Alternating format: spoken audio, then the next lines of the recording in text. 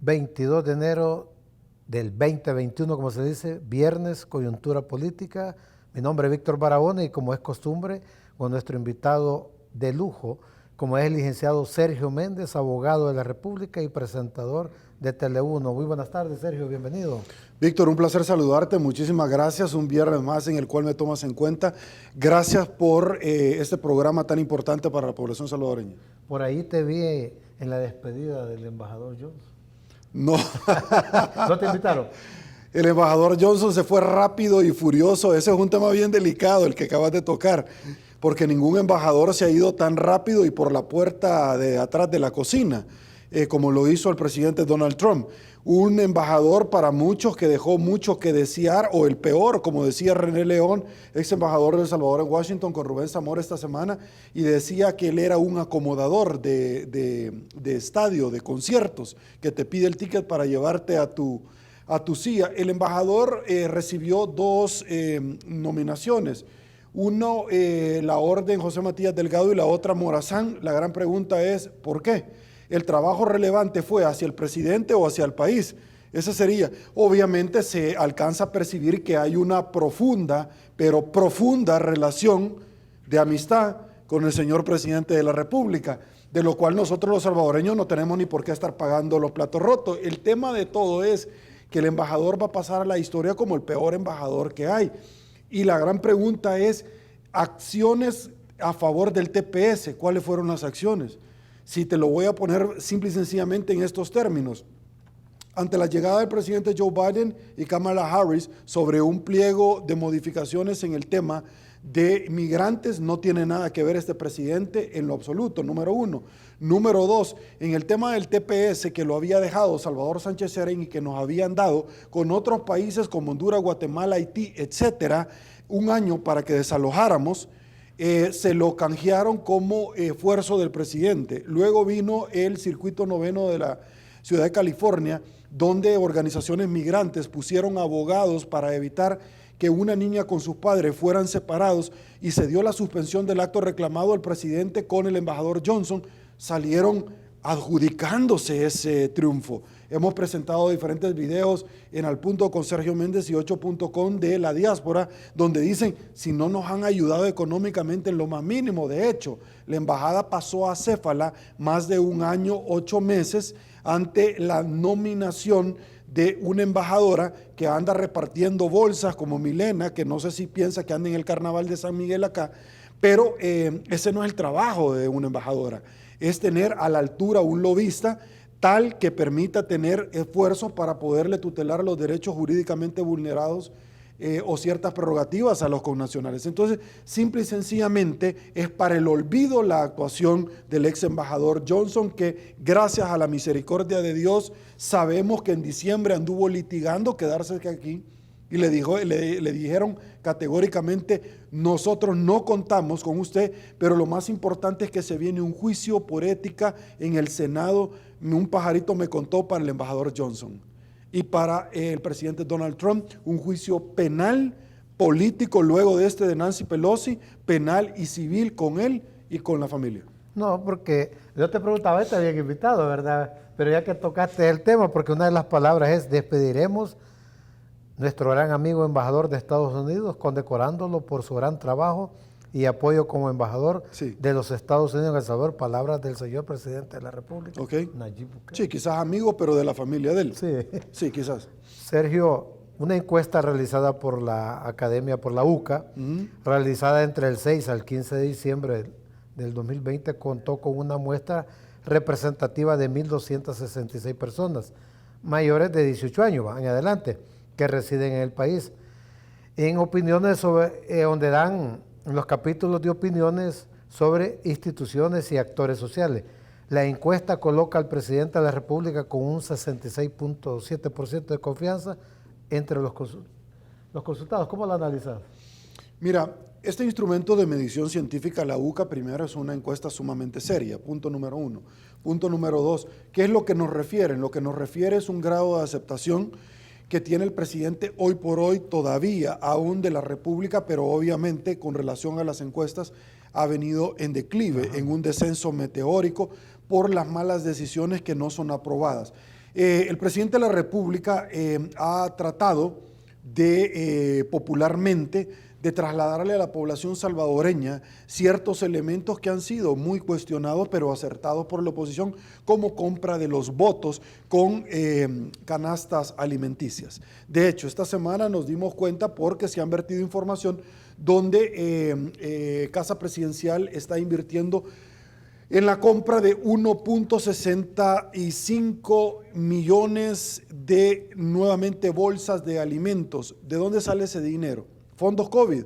¿Por qué no ha querido dar detalles? ¿Por qué le ha puesto un cerrojo a la información de 7 años? Eso tú sabes que no lo podés trasladar sin la autorización de la Asamblea Legislativa. De entradita, ese tema ya cae en otra categoría que podría estar siendo ventilado en un juzgado más adelante. El tema de todo es que este instrumento de medición científica articula varias cosas que son importantes. Una de ellas es que también el 65% piensa que la situación económica del país está peor que en el gobierno de Salvador Sánchez Serén. Ojo, yo a título personal, en más de alguna entrevista señalé en su momento, cuando el profe era el presidente, que estábamos ante el peor gobierno de todos los siglos, amén. Creo que esa percepción para la gente fue cambiando y ahora muchas personas ven al profe hasta bonito, porque él no se metía, porque no se metía él en ningún tipo de problema, ni tampoco rasgaba el velo de la democracia en nuestro país. Listo. ¿Qué significa eso? Que la situación ha empeorado para los salvadoreños. ¿Qué significa eso? Que si bien es cierto, aprueban la gestión del presidente con ese porcentaje, pero desaprueban otra serie de situaciones como las que estoy en comento, pero que vendrán obviamente a relucir el 28 de febrero. Punto número 1. Punto número 2. ¿Qué otros elementos vierte esta encuesta de utilidad pública? En el desgaste mismo de ciertas instituciones, entre las cuales está Casa Presidencial, están los partidos políticos, está la Iglesia Católica y la Iglesia Cristiana, está la Fuerza Armada, pero también está Casa Presidencial. Entonces, cuando tú ves que la Asamblea Legislativa aprueba reformas para subirle la pensión a los salvadoreños, pero viene el presidente y la veta, los pensionados con menos de un sueldo mínimo no están tan contentos como los varados en determinado momento, que vimos el video de la canciller en determinado momento en la Asamblea decir que ella nunca prometió un plan. Luego se sacó del baúl de los recuerdos aquel video donde ella decía, ya tenemos un plan. La Corte Suprema se lo pasó pidiendo muchas veces, incumplió la sentencia, inclusive la sentencia misma de traer a los varados para venir a unificarse con su familia un poco más de 250 días desde que promulgó el tema de la cuarentena en el país. Sergio, la Asamblea ha superado los vetos presidenciales. El ministro de Hacienda, el señor Alejandro Zelaya, confirmó que a pesar que los diputados de la Asamblea superaron los vetos presidenciales, 300 millones de dólares en préstamo para financiar el presupuesto 2021. Uno de estos no se puede ser utilizado porque ya se venció el plazo. Sí, o sea, eso es imputable al Ejecutivo, donde al final vino y no pudo venir a un tema de ejecución de los mismos, pese a que la Asamblea Legislativa ya le había dado el visto bueno. Hasta ahí. 2 fuentes médicas distintas confirman, esto lo sacó un medio escrito esta semana, que en promedio cada día están muriendo entre 15 a 20 personas a causa del COVID-19 en el Hospital de El Salvador. El centro asistencial construido por el gobierno en las instalaciones del Centro de Ferias y Convenciones, CICO, el cual opera bajo una cortina de silencio por parte del Ministerio de Salud. ¿Qué opinión nos puede dar sobre eso? El Ministerio de Salud ha tenido una especie de ocultismo y en determinado momento una amnesia selectiva para poder manejar ciertos temas. Ha puesto cerrojo para no dar a conocer datos concretos de aquí a los 7 años, en el cual se termina el mandato del presidente y pueda poder colocar a una persona de su conveniencia. El tema del señor Alaví ha sido muy cuestionado porque él ha estado en medio para poder decidir sobre la compra y alquiler de inmuebles, lo han dicho categóricamente, pero adicionalmente también sobre la venta de utensilios como las mascarillas y las botas de hule a empresas relacionadas con su familia. Él tiene un gran problema. él definitivamente va a tener que encarar señalamientos en un futuro muy, pero muy reciente, el cual se avecina para poder dar explicaciones de esta naturaleza. Sergio, la abogada y candidata de nuestro tiempo, Berta María de León, interpuso una demanda contra la candidatura de Walter Araujo de Nuevas Ideas, debido que el Tribunal Supremo Electoral aún no había resuelto sobre la impugnación presentada anteriormente por ella. ¿Alguna opinión? Tú que eres abogado. Primero, es lamentable y te lo voy a explicar. Para un tema de inscripción se necesitan 4 votos y la inscripción de Walter Araujo se dio con 3. Punto número 1. Esto es lo mismo cuando el PDC y PCN fueron dados, aniquilados por la Corte Suprema de Justicia y la Sala de lo Constitucional, y ellos retuvieron en el Tribunal Supremo Electoral en aquel entonces la desinscripción, el cual la sala la ordenaba de acatamiento que debía de dar forzoso en este tema. No lo hicieron. Esto es lo mismo. Lo que pasa, Víctor, es que como yo soy parejo y yo no tengo compromiso con nadie, debo decirte que el caso de Walter Araujo también estaba en veremos con el caso de Margarita Escobar. Bien raro, ¿verdad? Sí. Y al final los dos pasaron. Te estoy hablando de Arena y te estoy hablando de Nuevas Ideas. Bien raro, ¿verdad? Porque en el ruedo político se tiran piedras, pero pareciera que afuera conversan de lo mejor. Juntos. Almuerzan juntos, claro, porque nadie se acuesta sin cenar. Entonces, estos son señalamientos bien profundos. En el caso del señor Walter Araujo, que pueden acudir ante la Sala de lo Constitucional, no creo que la Sala de lo Constitucional vaya a resolver, porque de verdad que el piso que la sala anterior de los 4 magníficos le dejaron a esta sala, me parece que lo dejó demasiado alto. No estoy hablando del techo, estoy hablando del piso, que es peor todavía, se lo dejaron demasiado alto.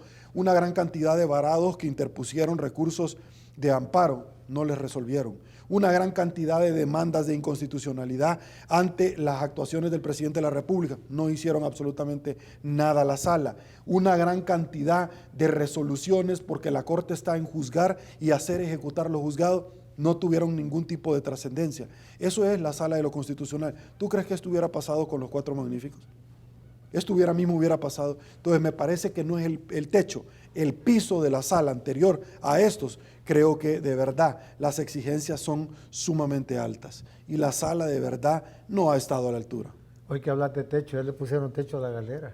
¿Ya le pusieron techo a cuál galera? Siempre Vigas, al hospital, el más cool de Centroamérica. ¿Al parqueo? Al parqueo. Sí, al final vamos a esperar para ver en qué va a terminar. Ahora, interesante lo que tú acabas de señalar, porque la concesión del aeropuerto, el señor Anliker ya la hizo, y la hizo en el mes de octubre.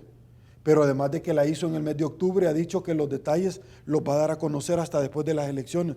¿Por qué? Porque necesita la aprobación de la Asamblea, porque no da los detalles quién es la empresa que han cuestionado, por ejemplo, Merlin Barrera acá, de la persona concesionaria, persona jurídica que va a hacer cargo precisamente de esto. ¿O estamos hablando de un negocio redondo para alguien? Para alguien. Está esperando ganar la nueva asamblea para ya no dar... Igual que el contrato de la Lotería Nacional de Beneficencia. Ya no dijeron nada. Interesante, ¿verdad? ¿Y qué más habrán ya dado? Pues sí, el tema es eso, que tú no sabes que si llegas a encender la luz ahí, a saber qué belleza te vas a encontrar en todo eso, claro. Sergio, el gobierno ha emitido cerca de 36 millones en deuda interna de letes en enero, según la Bolsa de Valores de El Salvador. Siguen endeudando el país y no existe un plan económico, que siempre hablamos contigo aquí todos los viernes, ni seguridad alimentaria, ni la vacuna aún no llega, y Costa Rica nos sigue dando clases. Va por la 5ª vacunación Costa Rica. Sí, mira, lo que pasa es que no hay plan absolutamente de nada. Si tú te recordás el plan de los varados del retorno que se lo estuvo pidiendo la Sala de lo Constitucional, esta semana que pasó, la canciller llega a decir a la Asamblea que ella no recordaba que había propuesto un plan, y está el video, nosotros lo hemos compartido. No tenían plan, entonces, como los cibernautas han arremetido contra estas personas, ni un plan de seguridad. No tenés ni un plan de reactivación económica, un plan económico. Nunca implementaron un plan Cuscatlán para desarrollar. Es decir, no tenés una hoja de ruta. Simple y sencillamente como aquel programa de Verónica Castro que se llamaba anteriormente Esta Noche se improvisa. Increíble.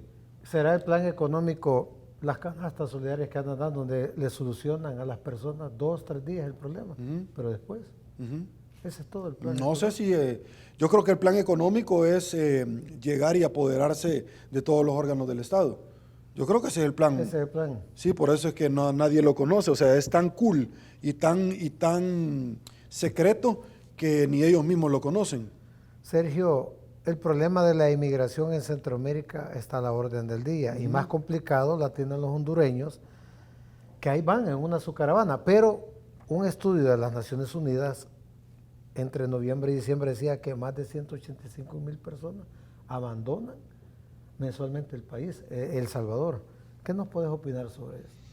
¿Tú te recordás que en su momento estaban vitoreando de que la migración había bajado? Pues hombre, ¿y cómo no iba a bajar si todas las fronteras estaban cerradas por la pandemia? Es que no hay que ser científico en energía nuclear, Víctor, pero aquí hay gente que quiere subir a la voladora, a la mapachada. Entonces dicen, mire, vino una comisión de Washington y nos han felicitado por el buen desempeño. ¿Y cuál buen desempeño hemos tenido, Víctor?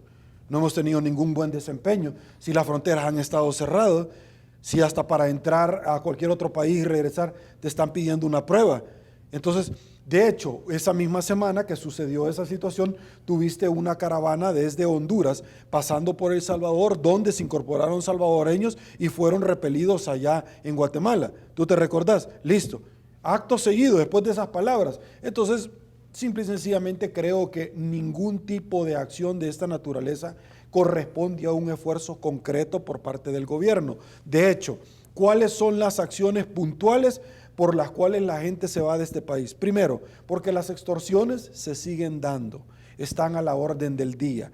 El plan control territorial existe, pero de parte de las maras. Es decir, mira qué interesante, es más fácil que las maras vayan a la Asamblea Legislativa a presentar el plan control territorial a que el Ejecutivo vaya a presentar el plan que, a saber, nunca nadie lo ha visto. Es que el plan control territorial, como otros del Ejecutivo, es como la ciguanaba, el cipitío y la carreta chillón.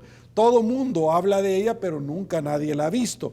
Entonces es paja. Entonces yo creería que la Asamblea tendría que llamar a las maras para que ellos lleguen a presentar el plan control territorial que tienen.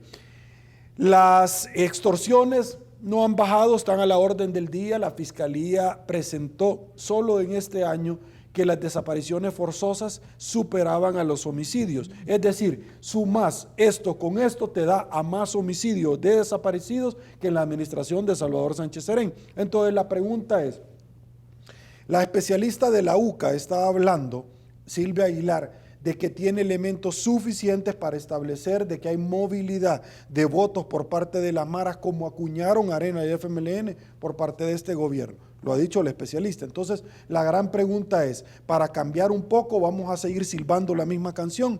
¿Qué es lo que ha cambiado? Se fue el profe y llegó Nayib. ¿Qué es lo que ha cambiado de todo esto? Cuando los señalamientos ahora son peores. ¿Qué es lo que la población ha tenido a cambio por la llegada? ¿Cuáles son las expectativas?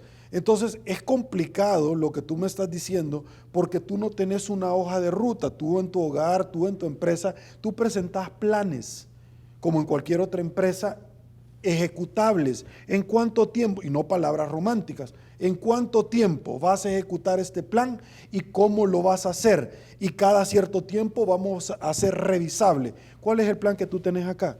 No tenés ningún plan. No sabes por qué querían 180 millones de dólares para el plan seguridad. ¿Cómo es que no se los han dado en estos meses, pero supuestamente ha funcionado el plan control territorial? El plan que se fueron a meter a la Asamblea Legislativa el 9 de febrero. Entonces la pregunta es, si el dinero que ya te dieron para el COVID-19 no lo utilizaste para eso y le has puesto confidencialidad en dar a conocer cómo lo invertiste, ni a la Corte de Cuentas de la República, ni a la Asamblea, ni a los ciudadanos que van a solicitar información pública, entonces de ahí estás sacando dinero para darle a las maras.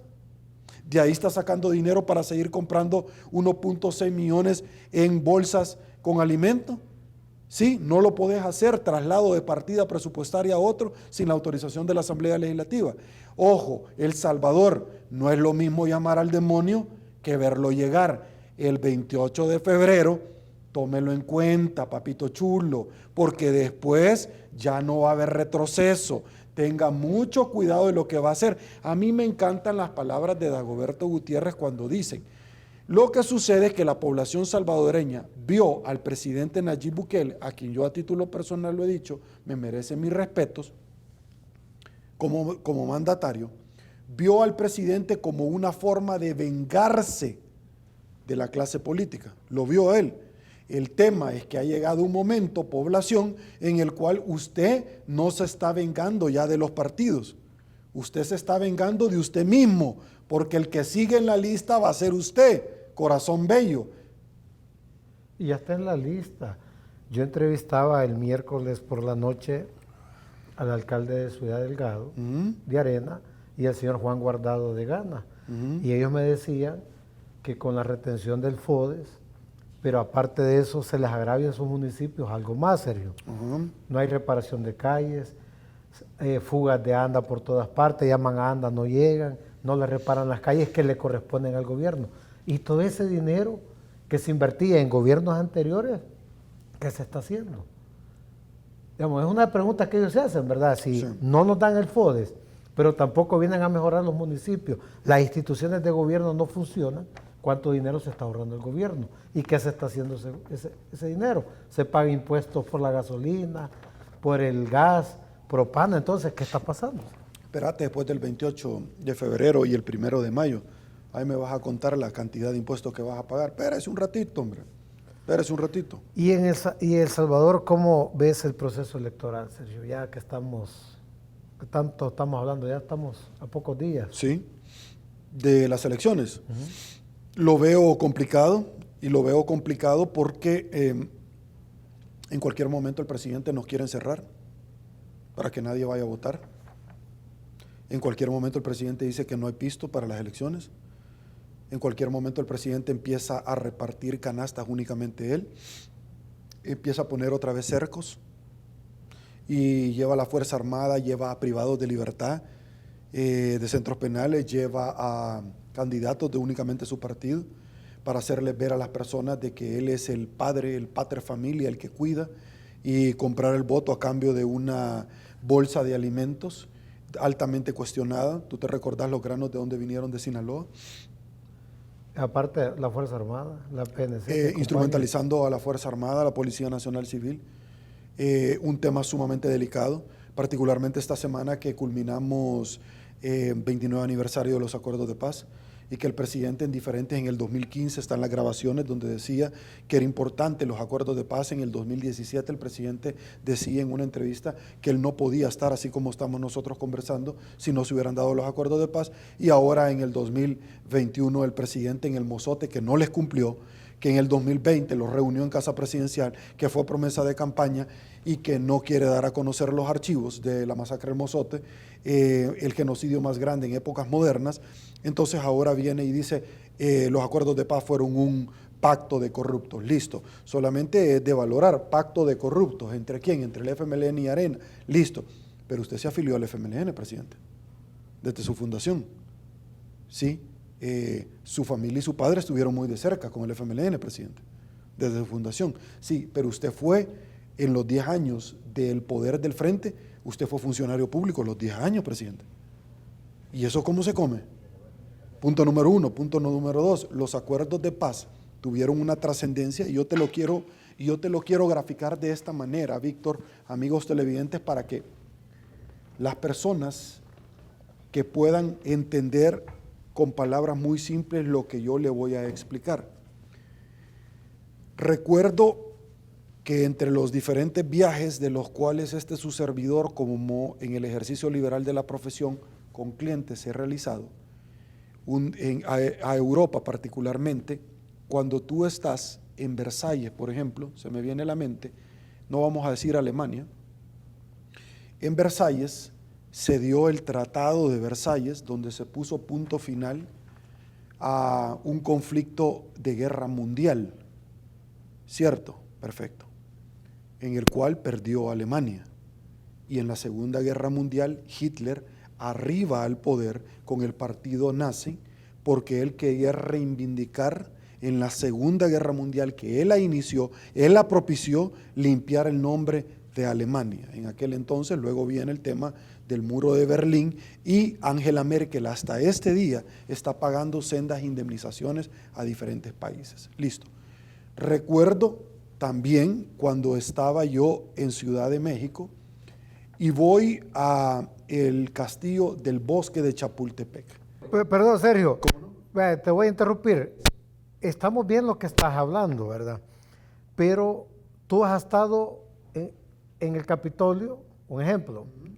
Has entrado adentro, conoces, en México estuviste dentro de Chapultepec, pero hay funcionarios del gobierno que solo se toman la foto afuera y hacen vernos como que ellos han sido invitados a tales magnos eventos, ¿verdad? Entonces, pasan tantas cosas, Sergio, en el país, que al Salvador, a la mapachada, como se le dice, al comité de aplausos, ahí los tienen. Nada más, ¿verdad? Engañados. ¿Cómo podemos hacer para que esta gente al final despierte, Sergio? ¿Qué podemos hacer?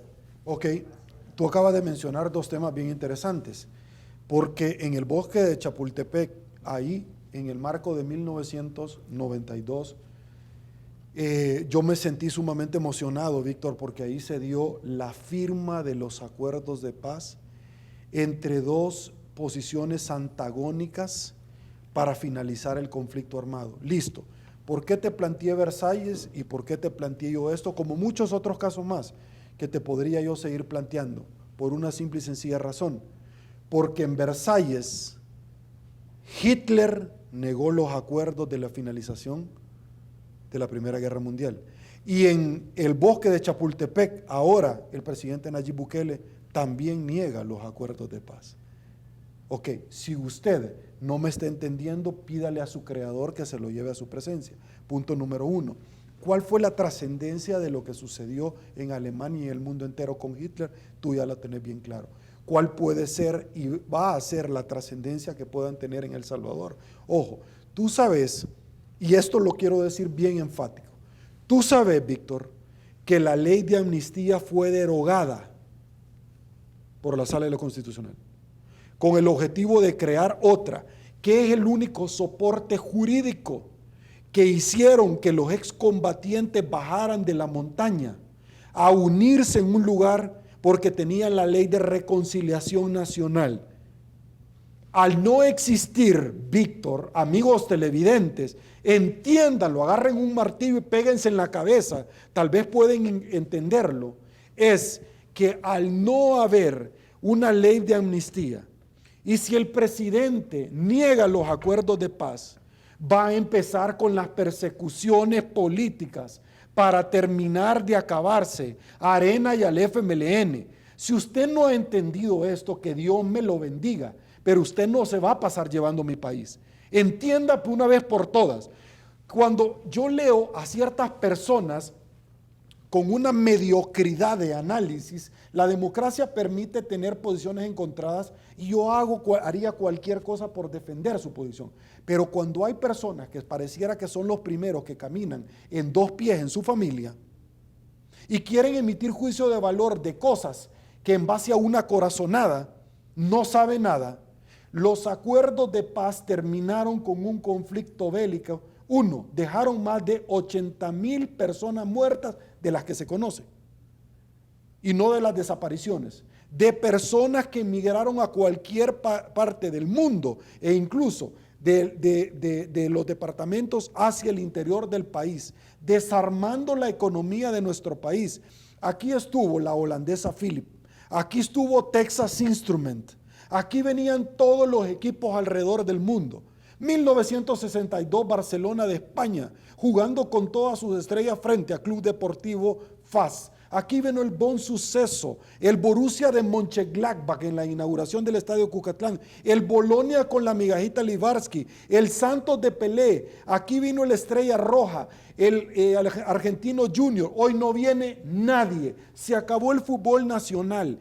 ¿Qué era lo que sucedía? Que usted no sabía si iba a regresar a su casa, porque usted estaba almorzando, cenando, desayunando en un restaurante y se armaba de pronto en ese momento un conflicto donde en un en una balacera, usted terminaba muerto. Eso es lo que había. Por eso es que de pronto yo vengo a personas y escucho, ¿y qué paz tenemos? ¿Y qué es lo que ha cambiado? No, hijo, perdóneme, en serio, vaya a estudiar un poquito, que no lo suban a la voladora. ¿Usted piensa que lo que nosotros vivimos es lo mismo que los acuerdos de paz? Está completamente equivocado antes de la guerra. ¿Qué es lo que sucedió? 1992, el PIB de crecimiento solo de ese año, los acuerdos de paz, subió a un 6%. 6. ¿Qué es lo que sucede? Los firmantes de los acuerdos de paz le entregaron a la clase política un documento como el Acta de la Independencia contra la colonia española. Aquí está, ya finalizamos nosotros la guerra. Esto ya es problema suyo, cómo usted lo saca adelante. Lo que nosotros tenemos no es producto de los acuerdos de paz. Lo que tenemos ahorita de la falta de exclusión social, de la falta de oportunidades, de la corrupción y la impunidad, es producto de los partidos políticos, no de los firmantes de los acuerdos de paz. Y quien se los han permitido son todos ustedes, los que me están observando, que los políticos hayan hecho todo lo que hicieron, como el mismo presidente está haciendo todo lo que están haciendo. Pero en aquel entonces le aplaudían a Tony Saca, en aquel entonces le aplaudían a Paco Flores, le aplaudían a Funes, lo mismo que están haciendo ahorita. Entonces, que no venga ningún payasito barato ahora a decirme de que los acuerdos de paz no sirvieron para nada, porque solo el que Víctor y su servidor estemos hablando es producto. Mire, usted que le encanta el troll center, ya lo hubieran mandado a traer antes de los acuerdos de paz. Lo ubican, lo van a traer a su casa y se despide porque me lo despachan para el otro mundo. Las elecciones se las hueveaban, hombre.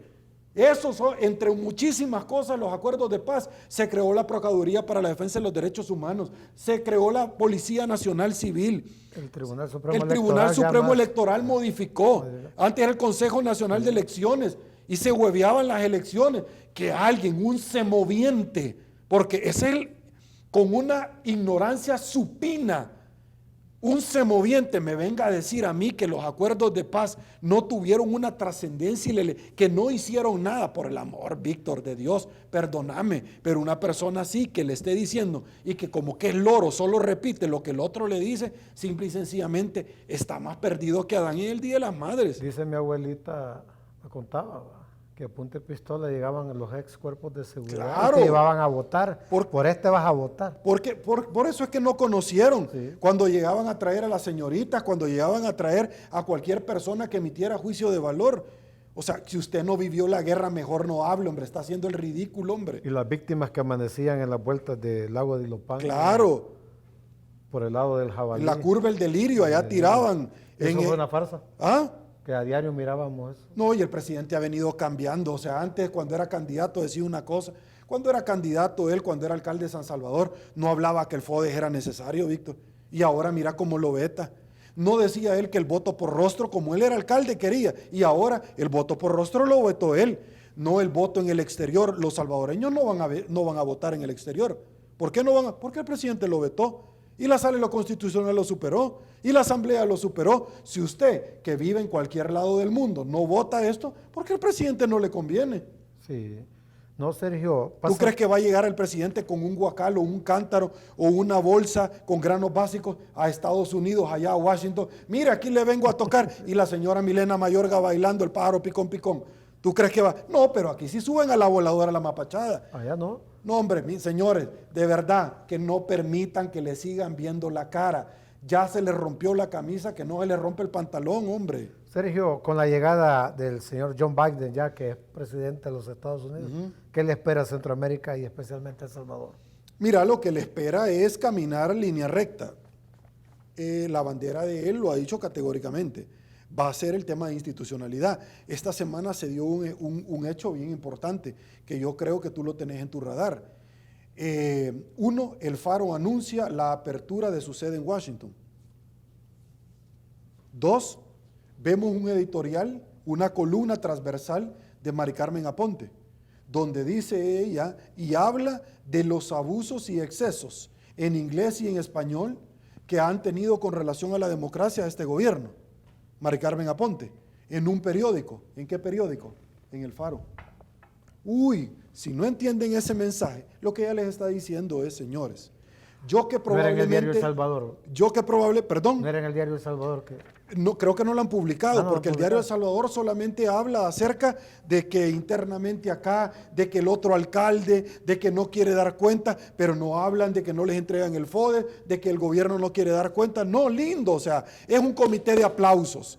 Así Hermoso. se lo digo, es el comité de aplausos, ¿verdad? Fíjate que una vez fui a SeaWorld, allá donde está Chamú, donde estaba Lolita, y entonces estaban los leones marinos, y a los leones marinos les tiraban un pescado cada vez que hacía algún tipo de pirueta.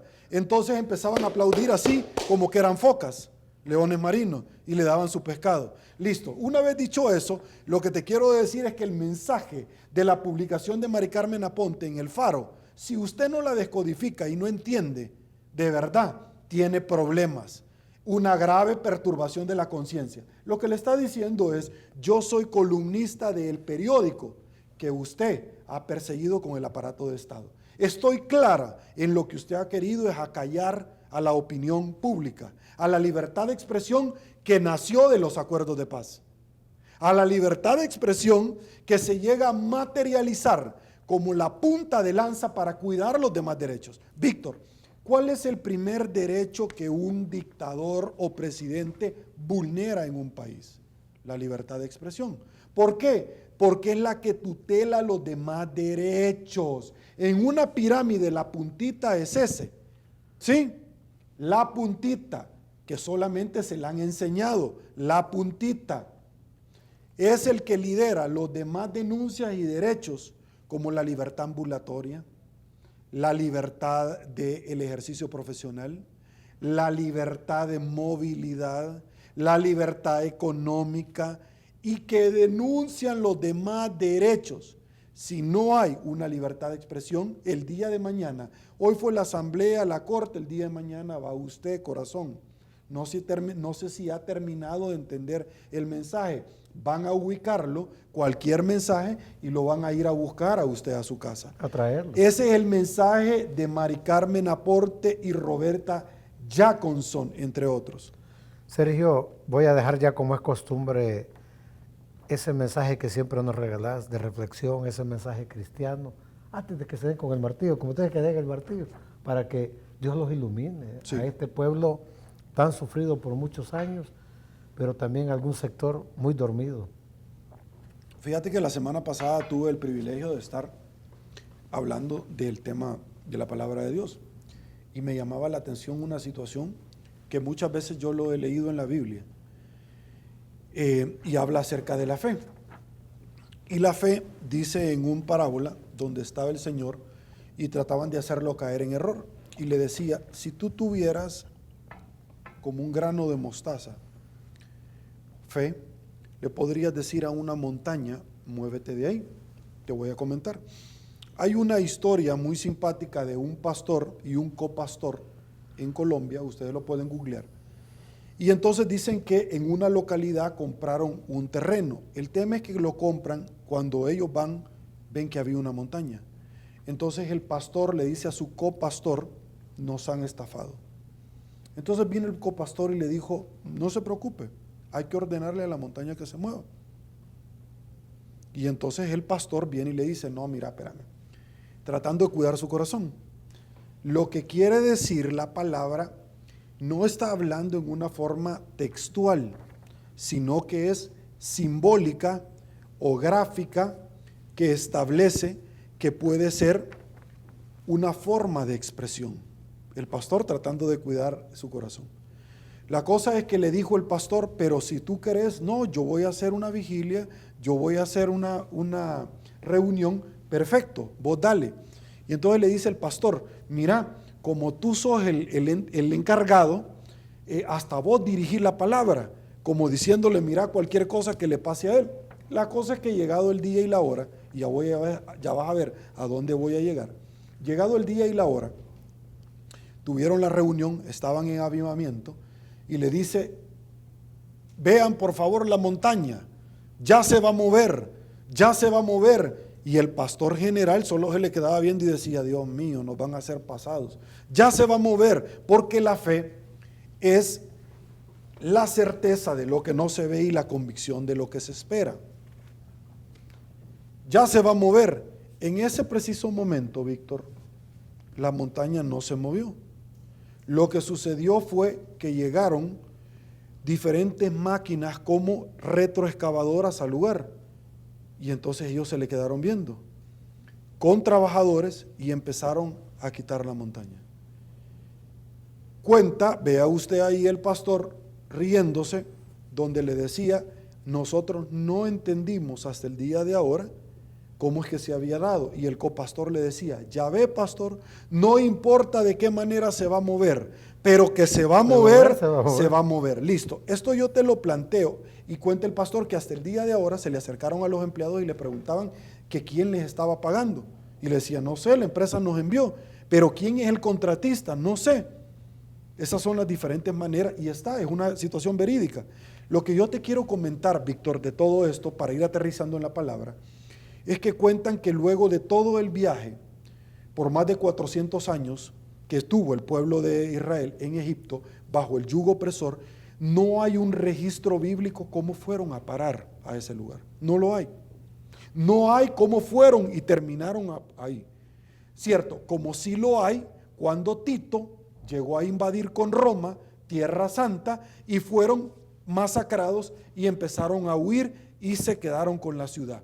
De esa misma manera, y se dio entonces aquella teoría de los huesos, donde venir huesos del norte, huesos del sur, que nace precisamente de lo que el profeta Daniel dijo. Al igual que eso, no hay un registro. El tema es que nosotros en Egipto vimos situaciones como la protección del arcángel hacia Moisés desde chiquito. Vimos situaciones como las plagas. Vimos situaciones como cuando se abrió el mar con el báculo Moisés y le dice: contemplen la majestuosidad de Dios. Vimos que en el desierto, luego de pasar el mar, había una nube en el día que impedía que los rayos del sol calcinaran al pueblo de Israel. Vimos situaciones como que tocaba una piedra y salía agua dulce.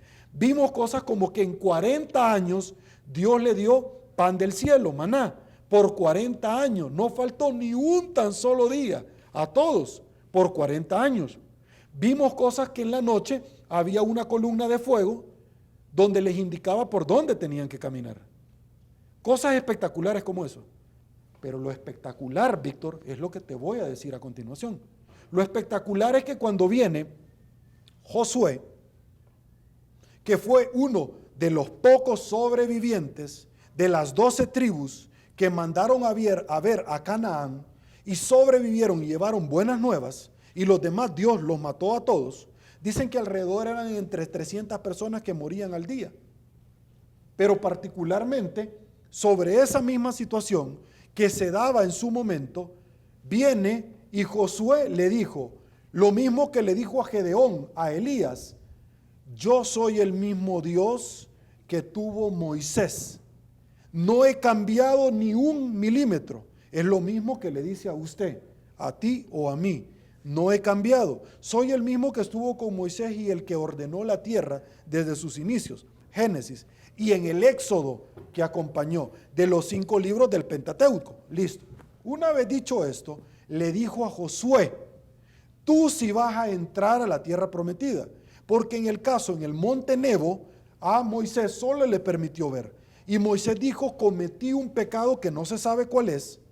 Los teólogos advierten que probablemente fue que dudó de Dios, pero Moisés, cuenta la Biblia, que le dice: Señor, como el papá le dice al hijo, después, dame chance de entrar, ya te dije que no. Y lo enterró, y de ahí se forcejearon el cuerpo. Esa es otra historia, para no prestarlo y que lo empezaran a adorar. Eso como Evita Duarte de Perón en Argentina. Ese es otro tema, listo.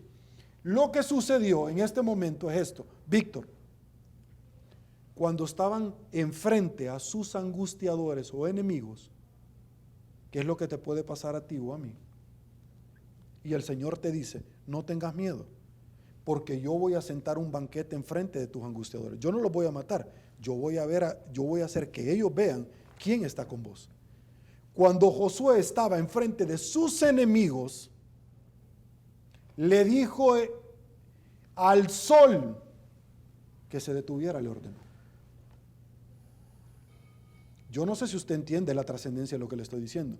Le dijo al astro mayor que se detuviera. La Biblia no recorre ningún otro acontecimiento.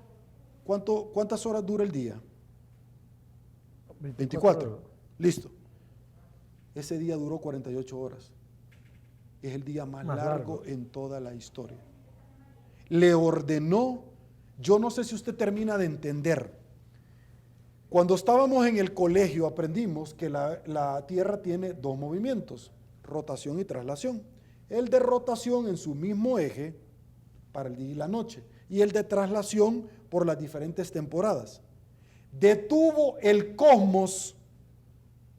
Dios no abrió el mar, no mandó una columna de fuego, detuvo el cosmos entero por 2 días para demostrarle al ejército que quería matar al pueblo de Israel quién estaba con ellos y ganaron. Eso es lo que Dios hace en su vida. Muchísimas gracias, Víctor. Espero que hayan entendido el mensaje de lo que les estoy diciendo. Aquí se hace lo que Dios dice. Dios sacó del yugo opresor de 400 años al pueblo de Israel. ¿Para qué? Para ponerlo a prueba. Lo metió en el desierto por 40 años que se tardaron, eran únicamente 40 días y los metió 40 días para ponerlos a prueba. Luego les enseñó la tierra prometida y no quisieron entrar para ponerlos a prueba. Luego los llevó a Israel, que le cambió el nombre y le dijo: vas a ser llamado Israel desde ese momento. Y después fue saqueado, masacrado por diferentes ejércitos, incluyendo el de Tito. Cuando tú estás en Roma, ves en el foro romano que hay un arco del triunfo de Tito. Este Tito fue posteriormente, era el hijo del César, es el que construyó el Coliseo romano. Y ahí dice que lo construyó del oro que saqueó de Israel. Construyó un anfiteatro para matar a los cristianos, luego que saqueó el pueblo de los cristianos. Pero toda esa fachada del Coliseo, que ya no está ahora, que está en el Vaticano, terminó siempre en la casa de Dios. ¿Para qué? Masacró al pueblo y permitió que masacrara para probarlo. Luego que el Señor le da a usted una bendición, lo vuelve a probar, le da una bendición, lo vuelve a probar, le da una bendición, lo vuelve a probar, y entre más le da, más le va a exigir. Y al final todo termina en el mismo lugar que el Señor lo desea. Muchísimas gracias, Víctor, te agradezco. Espero que me haya entendido. Lo que El Salvador está pasando hoy por hoy no es un problema, es una oportunidad disfrazada. Dios la ha permitido para que usted abra los ojos. Uno en esta vida no recibe lo que merece, sino lo que negocia. El próximo 28 de febrero va a ir a negociar. Negocie bien. Gracias, Víctor. Gracias, Sergio. Y siempre es el recordatorio de 6:30 a 8 de la mañana, de lunes a viernes, al punto con Sergio Méndez, para que no le engañen, no lo vuelvan a subir a la voladora y coyuntura política todos los viernes. Y te espero el próximo viernes, si Dios lo permite.